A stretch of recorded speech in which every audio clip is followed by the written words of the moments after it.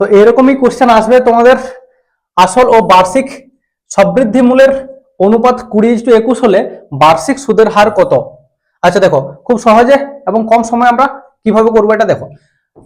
আসল পি সমান দেওয়া আছে 20, এটাকে আমরা 20x ধরে নিলাম, ঠিক আছে।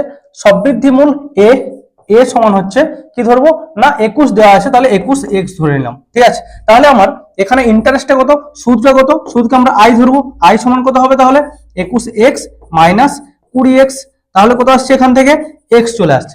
এবারে দেখো কি বলেছে না বার্ষিক সুদের হার, সুদের হার কি জানি বলতো, আই সমান হচ্ছে PRT by 100, PRT divided by 100 বসিয়ে দাও। আই এর ভ্যালু হচ্ছে কত x, পি এর ভ্যালু কত জানি 20x, আর টি এর ভ্যালু কত জানি আমরা, আটটা বার করতে বলেছে, টি এর ভ্যালু বলছে বার্ষিক মানে 1, ঠিক আছে।